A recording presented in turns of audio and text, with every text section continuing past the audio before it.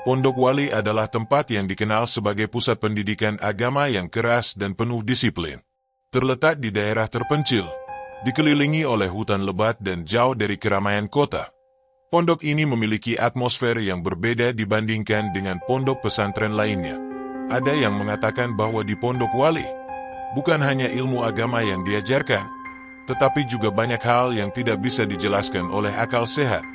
Liah, seorang santriwati baru yang datang ke pondok ini dengan penuh semangat, tidak tahu banyak tentang kisah-kisah mistis yang menyelubungi tempat ini. Ia datang dari kota besar yang berjarak lumayan jauh dari pondok itu. Hari pertama Lia di Pondok Wali terasa seperti mimpi buruk yang lambat. Ketika ia pertama kali menginjakkan kaki di halaman pondok, ada sesuatu yang langsung membuat perasaannya tidak nyaman. Meskipun udara pagi itu segar, dengan aroma tanah yang basah setelah hujan semalam, Lia bisa merasakan atmosfer yang berat di sekelilingnya, sesuatu yang tak terkatakan. Angin sepo-sepo berhembus lembut, namun Lia merasa bahwa ada sesuatu yang tidak wajar di balik itu. Pondok Wali terletak di ujung desa, jauh dari keramaian. Gerbang besi tua yang tinggi, dicat dengan warna hijau pudar, seakan-akan menjadi penghalang antara dunia luar dan dunia yang penuh rahasia ini. Bangunan utama pesantren tampak kuno, dengan dinding batu yang sudah mulai retak, dikelilingi pepohonan rindang yang seolah menyembunyikan segala sesuatu di dalamnya. Pohon-pohon besar itu berderak seperti ada yang menggerakkannya, padahal angin tidak cukup kencang untuk membuatnya bergoyang. Lia, yang berasal dari kota besar, tidak pernah membayangkan bahwa pondok ini akan terasa begitu berbeda. Meskipun para pengasuh menyambutnya dengan ramah, memberikan pesan agar ia cepat beradaptasi, ada sesuatu yang terasa asing, seperti ada yang mengawasinya. Setiap langkahnya di halaman pondok selalu diikuti oleh bayangan-bayangan yang bergerak cepat, seolah tak ingin terlihat, tapi cukup untuk membuat Lia merasa gelisah. Saat ia memasuki asrama, bau lembab dan apek menyambutnya. Langit-langit kamar yang rendah, dinding dari papan kayu yang sudah lapuk, serta jendela yang tertutup rapat dengan tirai tebal membuat suasana semakin terasa suram. Meski siang hari, kamar itu terasa seperti ruang gelap yang selalu dipenuhi oleh suara-suara bisikan halus yang datang entah dari mana. Lia berusaha menenangkan dirinya dan fokus pada apa yang harus ia lakukan. Belajar, mengaji, beradaptasi dengan teman-temannya. Namun, setiap kali ia melangkah di lorong-lorong asrama, ia merasa ada yang mengikutinya. Langkah kaki yang terdengar di belakangnya. Meskipun saat ia menoleh, tidak ada siapa-siapa. Hening, tetapi ada sesuatu yang mengganjal. Saat malam tiba, ia harus mengikuti jadwal ngaji. Begitu keluar dari kamarnya, langit sudah gelap, dan lampu-lampu temaram di sepanjang jalan setapak hanya memberi sedikit penerangan. Suasana sangat sunyi, tidak ada suara selain langkah kaki santri yang berjalan pelan. Sesekali, suara burung hantu terdengar dari kejauhan, tetapi anehnya, semakin Lia mendekati masjid kecil yang ada di tengah pondok, suara itu semakin menghilang. Masjid itu terlihat lebih besar di malam hari. Atapnya yang melengkung, dengan ornamen-ornamen kuno, membuat bangunan ini terasa lebih seperti tempat yang tersembunyi dari dunia luar. Di dalam masjid, santri-santri sudah duduk berbaris, beberapa di antaranya sudah mulai mengaji. Namun, Lia merasa ada yang aneh dengan atmosfer malam itu. Udara terasa lebih dingin daripada biasanya, dan setiap kali angin bertiup, daun-daun pohon di luar masjid berderak dengan suara yang tidak biasa. Setelah selesai ngaji, Lia kembali ke asrama, berharap bisa tidur dan melupakan perasaan gelisah itu. Namun, saat ia melewati lorong sempit yang menghubungkan asrama dengan ruang makan, sebuah suara ketukan terdengar pelan, tapi jelas, dari pintu kamar yang berada di ujung lorong. Lia berhenti sejenak, mendengarkan ketukan yang semakin keras. Namun anehnya, saat ia melangkah maju, tidak ada siapa-siapa di depan pintu tersebut. Perasaan aneh itu semakin menguat. Lia merasa seolah-olah ada yang memerhatikannya, ada yang bersembunyi di balik setiap sudut, setiap dinding, menunggu waktu yang tepat untuk muncul. Pagi esoknya, Lia masih merasa gelisah. Meskipun ia berusaha fokus pada pelajaran dan interaksi dengan teman-temannya, bayang-bayang ketakutan yang ia rasakan semalam terus membayangi pikirannya. Ketika istirahat tiba, Lia duduk di salah satu bangku di halaman pondok, ditemani Vira, salah satu teman barunya yang sudah lama berada di pondok. Lia, kamu merasa ada yang aneh di sini enggak? Tanya Vira dengan suara pelan, seakan berbicara pada diri sendiri. Lia menoleh, sedikit terkejut. Maksudnya, aneh bagaimana? Ia mencoba terdengar tenang, meskipun sebenarnya dalam hati sudah ada kegelisahan yang semakin mendalam. Vira menatap Lia, matanya tajam namun penuh kehati-hatian. Aku nggak mau menakut-nakuti kamu, tapi beberapa waktu lalu aku sering mendengar cerita-cerita aneh tentang pondok ini. Katanya pelan, cerita-cerita yang nggak bisa dijelaskan dengan logika. Lia menatap Vira, semakin tertarik. Cerita apa? Vira menarik napas panjang, lalu mulai bercerita dengan suara serak, seolah takut ada yang mendengarnya. Beberapa tahun yang lalu, ada seorang santriwati bernama Sarah. Dia baru saja masuk pondok ini. Awalnya dia biasa saja, tapi beberapa minggu setelah itu, dia mulai kelihatan aneh. Mungkin dia terlalu banyak diam dan terlalu banyak berpikir, tapi ada sesuatu yang mulai mengganggunya. Sarah mulai sering mendengar suara-suara yang gak jelas, ketukan pintu yang gak ada orangnya, suara langkah kaki yang mengikuti langkahnya di lorong, sampai suara berbisik yang menyebut namanya. Lia mendengarkan dengan seksama. Vira melanjutkan ceritanya dengan nada semakin dalam, seolah menarik Lia ke dalam dunia yang tak bisa ia pahami.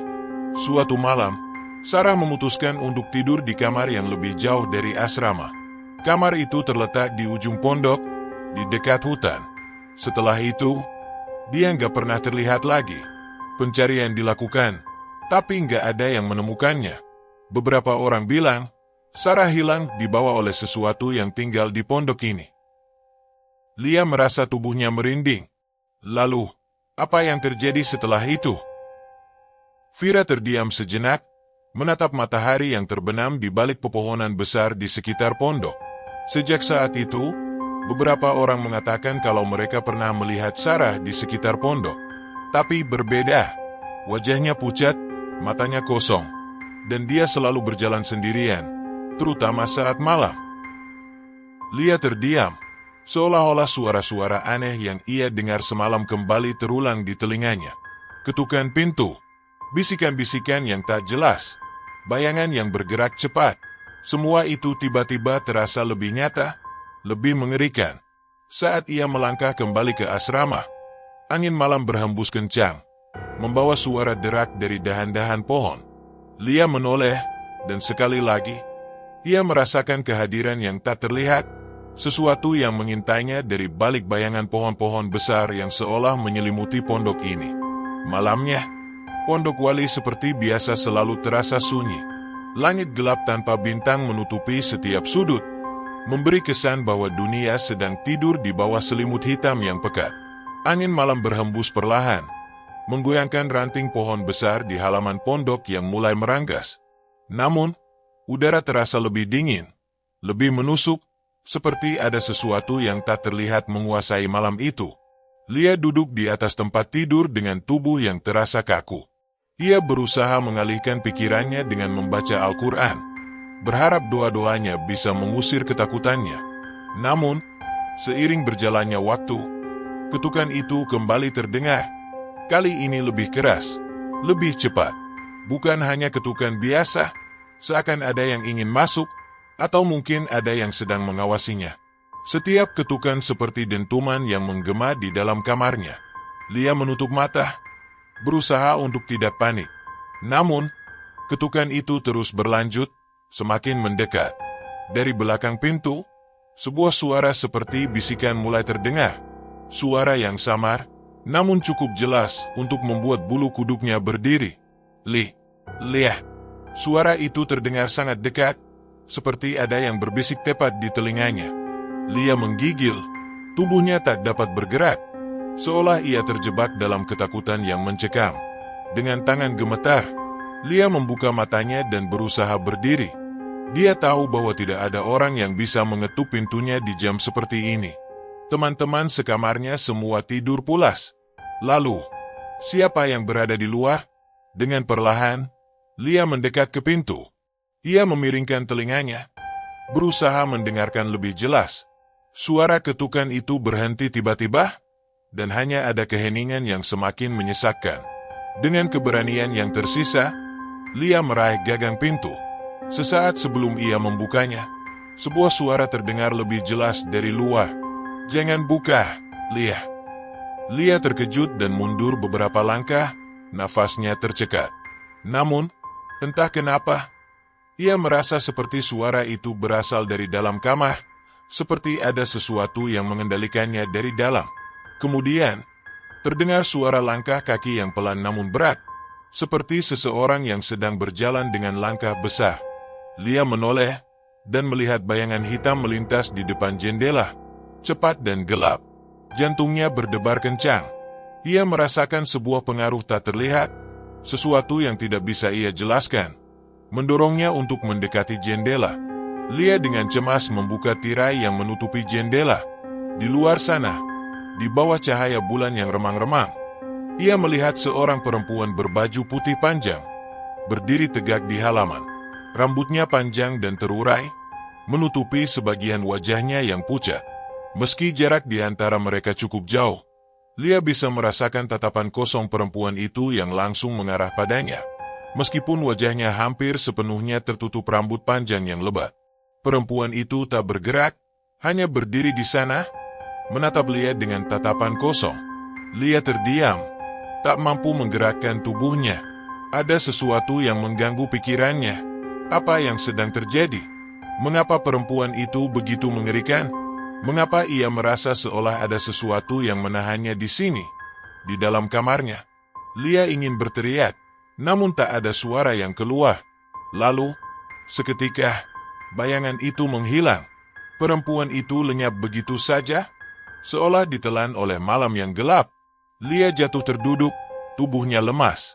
Saat ia mencoba memejamkan mata dan menarik napas dalam-dalam, suara ketukan itu kembali terdengar. Hanya kali ini, bukan lagi dari pintu. Suara itu datang dari dalam kamarnya, dari sudut gelap tempat kasur Vira berada. Terdengar seperti bisikan yang sangat dekat di telinga Lia, meskipun ia tahu tak ada seorang pun di sana. "Jangan tidur, Lia, karena malam ini, kamu akan menjadi bagian dari mereka." Lia menjerit dalam hati, tetapi mulutnya terkatup rapat. Semua yang terjadi semalam terasa seperti mimpi buruk yang tak pernah berakhir. Pagi harinya, Lia merasa seperti tubuhnya terperangkap dalam ketakutan yang mendalam. Ia berusaha mengabaikan kejadian malam itu, berusaha untuk tetap fokus pada pelajaran dan kegiatan pondok. Namun, bayangan perempuan berpakaian putih itu terus menghantuinya, berputar-putar di dalam kepalanya. Di saat seperti ini, Lia tahu ia membutuhkan seseorang untuk berbicara, seseorang yang bisa mengerti. Vira, teman dekatnya, adalah satu-satunya orang yang bisa ia ajak berbicara tanpa rasa cemas. Vira duduk di sampingnya di ruang makan. Lia menatapnya dengan mata lelah, mencoba berbicara meskipun suara yang keluar dari mulutnya sangat berat. "Vira, aku tidak tahu harus bagaimana. Semalam, ada sesuatu di kamarku. Suara ketukan, bisikan dan perempuan itu. Perempuan berpakaian putih." Vira menatapnya dengan ekspresi serius, jauh berbeda dari sikapnya yang biasanya ceria. Vira tahu apa yang sedang dialami Lia, karena ia sendiri pernah merasakannya. Namun, ia tidak pernah ingin membicarakannya dengan orang lain. Pondok Wali, dengan segala keanehannya, selalu menjadi tempat yang menyimpan rahasia yang dalam dan gelap. "Apa kamu yakin itu hanya mimpi?" tanya Vira, meskipun ia tahu jawabannya. Lia menggelengkan kepala. "Aku tidak tahu. Rasanya sangat nyata. Aku tidak bisa tidur semalam." Suara itu terus terdengar. Vira menarik napas dalam-dalam. Matanya mulai memandang jauh, seperti mengingat sesuatu yang sudah lama terkubur. Ia tidak ingin mengatakan apapun, namun Lia bisa melihat ketakutan di wajahnya. "Ada tempat di pondok ini yang tidak boleh kamu dekati?" kata Fira perlahan. Suaranya hampir berbisik. Ruangan lama di belakang masjid. Itu adalah tempat yang sangat terkutuk.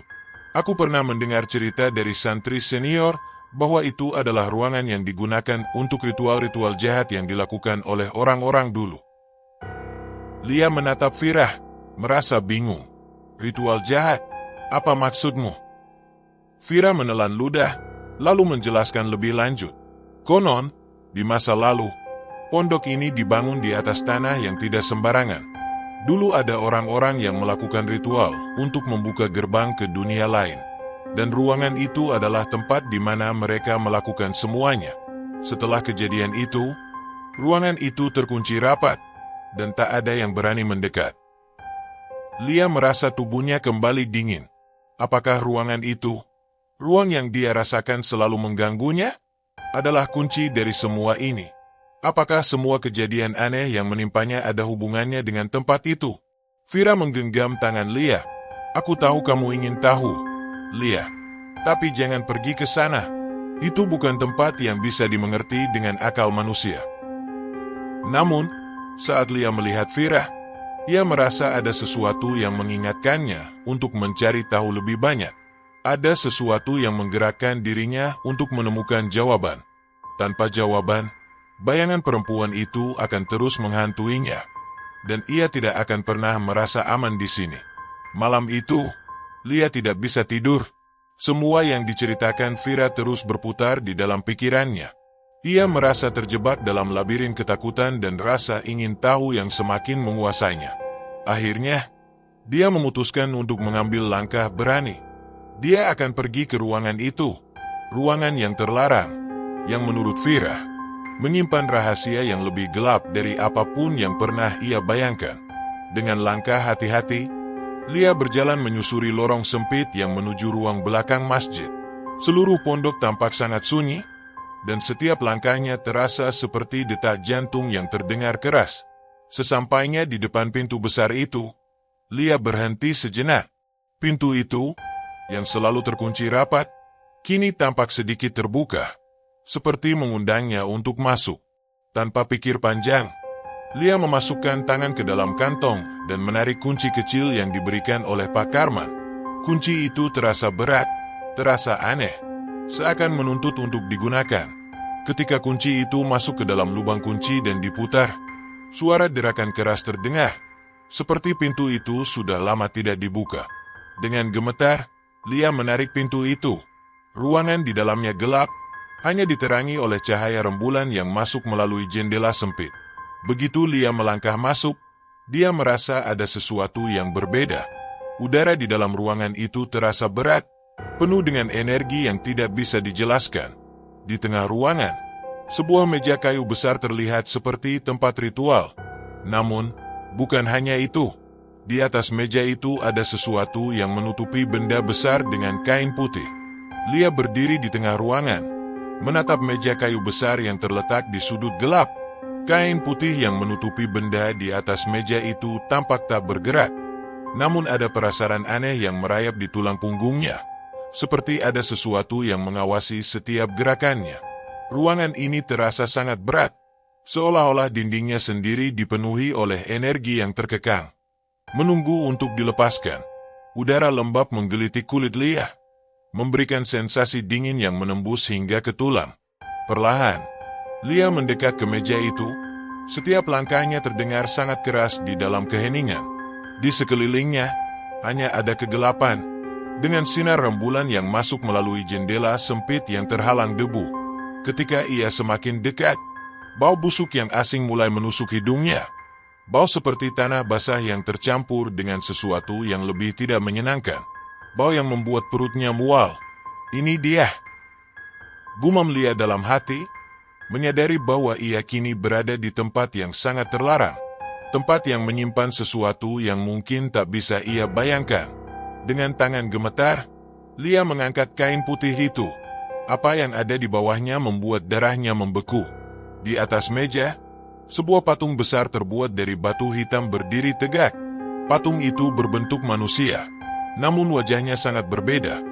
Terlalu tajam, seperti wajah yang penuh dengan penderitaan.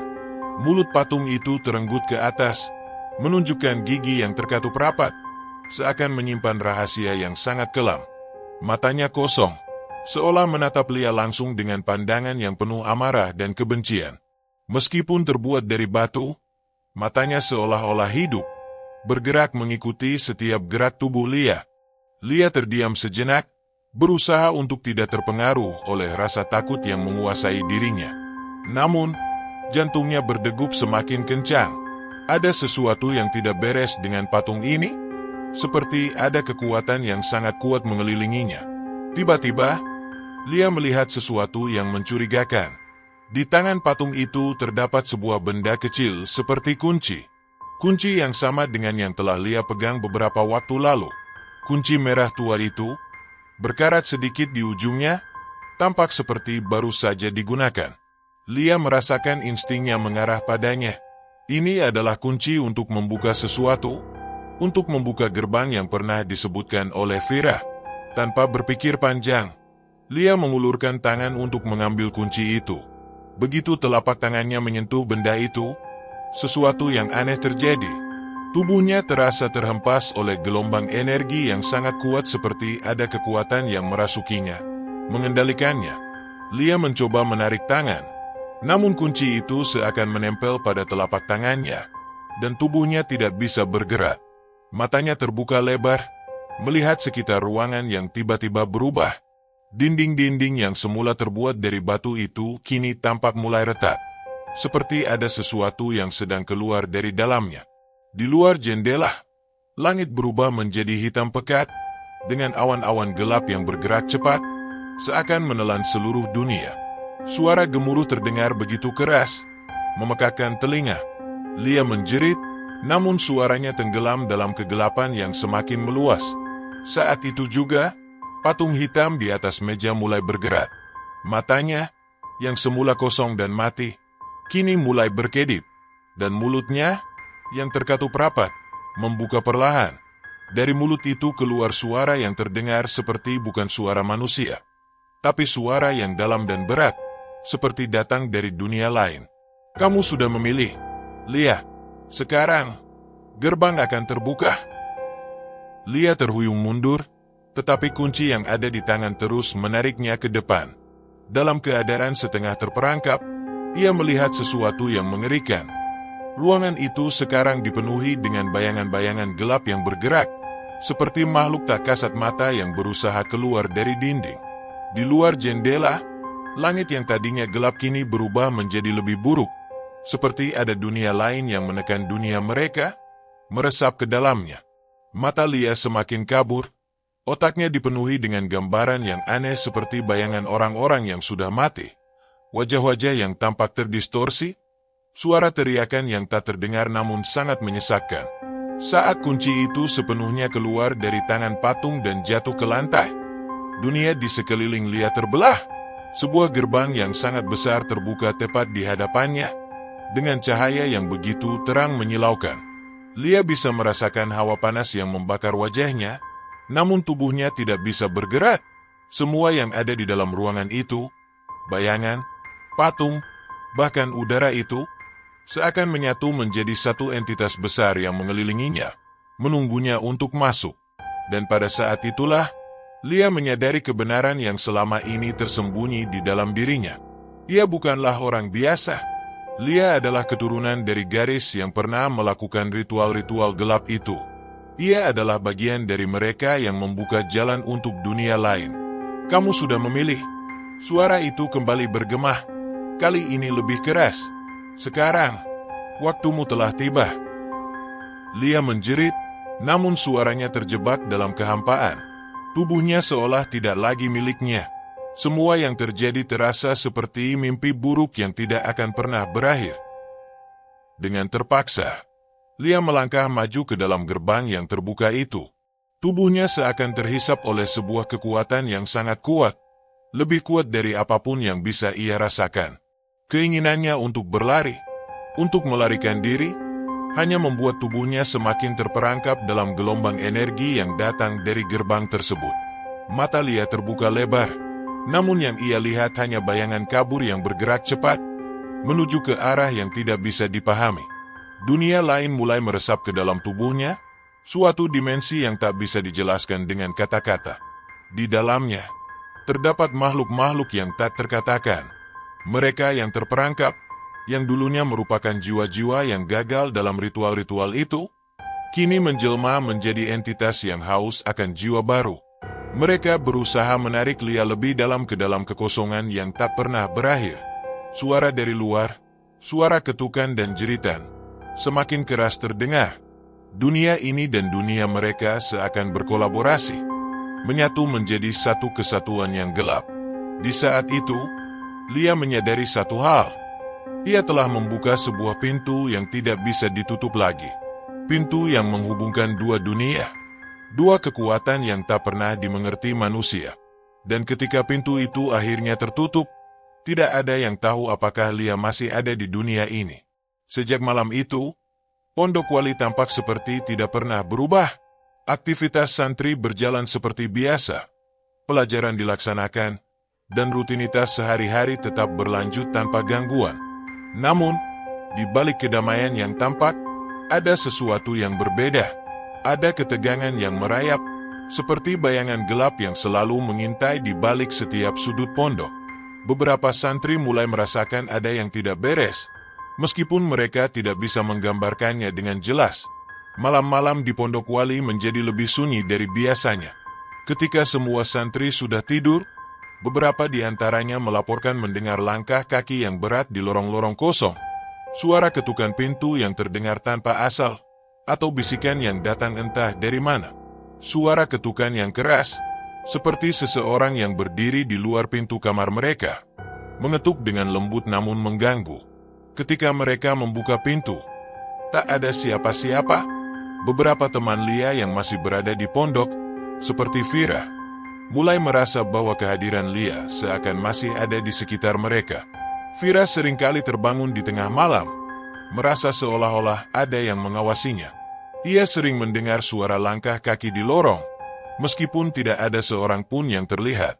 Suatu malam, Vira mengatakan bahwa ia mendengar bisikan nama Lia, begitu jelas, dari balik tirai kamarnya. "Vira, tolong, aku ada di sini." Kata-kata itu seperti angin yang mengalir, lembut namun penuh desakan. Hari-hari berlalu, dan meskipun tidak ada yang pernah secara terbuka membicarakan kehilangan Lia, semua orang di pondok merasakan ada yang hilang, ada yang tidak beres. Beberapa santri senior berbisik bahwa kejadian-kejadian aneh yang mereka alami berhubungan dengan apa yang terjadi pada Lia, dan bahwa semalam, ketika ia membuka pintu gerbang itu, ia telah terikat dengan dunia yang jauh lebih gelap, dunia yang tak pernah bisa dimengerti oleh orang-orang biasa. Suatu hari, Vira, yang tak bisa lagi mengabaikan perasaan aneh yang terus menghantuinya, memutuskan untuk kembali ke ruang yang pernah dilihat oleh Lia, ruang lama di belakang masjid. Namun, saat ia mendekati pintu ruang tersebut, perasaan cemas menyelimutinya. Pintu itu, yang seharusnya terkunci rapat, kini terbuka sedikit, seakan menunggu kedatangannya. Vira tahu ia harus pergi, bahwa ini adalah langkah terakhir yang bisa diambil untuk mencoba mencari jawaban. Namun, sesuatu di dalam dirinya berkata, "Jangan pergi." Di saat-saat terakhir sebelum ia memutuskan untuk melangkah mundur, Vira melihat sesuatu yang mengejutkan. Di atas meja kayu besar itu, ada sebuah patung manusia yang tampak lebih nyata dari sebelumnya. Patung itu, yang sudah lama tertutup debu dan terkunci rapat, kini tampak baru. Wajahnya, yang dulu keras dan menakutkan, kini terlihat lebih hidup. Matanya, meskipun terbuat dari batu hitam, tampak seperti mengikuti setiap gerakan Vira. Dan di tangan patung itu, ada sebuah kunci kecil yang sama dengan kunci yang pernah digenggam oleh Lia. Kunci merah tua yang tampak seperti terkorosi oleh waktu. Vira melangkah mundur dengan cepat, terbatuk ketakutan. "Lia, kamu di mana?" gumamnya. Namun, saat Vira berbalik untuk lari, ia merasakan sesuatu yang sangat dingin menyentuh tengkuknya. Sebuah suara berbisik di telinganya, lembut namun penuh dengan ancaman. "Kamu akan segera menyusulnya." Di luar ruang itu, langit gelap pekat. Angin mulai bertiup kencang. menggoyang dahan-dahan pohon besar yang mengelilingi pondok. Tidak ada lagi suara yang terdengar selain angin yang berdesir melalui celah-celah bangunan pondok. Pondok Wali kembali ke rutinitasnya, namun kali ini, di setiap sudut pondok, ada yang berbeda. Sebuah kehadiran yang tak tampak, namun selalu ada. Beberapa malam, santri yang sedang berjaga atau melaksanakan ibadah malam akan mendengar suara langkah kaki yang tak memiliki sumber. Ada yang berkata bahwa itu adalah suara Lia, terjebak di antara dua dunia, tidak bisa kembali, tetapi tidak sepenuhnya pergi. Cerita tentang Lia menjadi legenda yang beredar di kalangan santri baru. Mereka yang baru pertama kali datang ke Pondok Wali seringkali mendengar cerita seram tentang ruang lama di belakang masjid, tentang patung yang bergerak, dan tentang suara ketukan yang datang setiap malam. Namun, banyak yang menganggapnya sebagai cerita biasa, mitos yang diciptakan untuk menakut-nakuti anak-anak baru. Mereka yang lebih berani bahkan berencana untuk mendekati ruangan itu, ingin membuktikan bahwa itu semua hanyalah cerita belaka. Tapi, bagi mereka yang sudah tinggal cukup lama di Pondok Wali, ada kesepakatan tak terucapkan. Jangan pernah mendekati ruang itu. Jangan pernah membuka pintu yang tidak boleh dibuka. Karena mereka tahu, bagi siapa saja yang membuka gerbang itu, tak ada jalan kembali.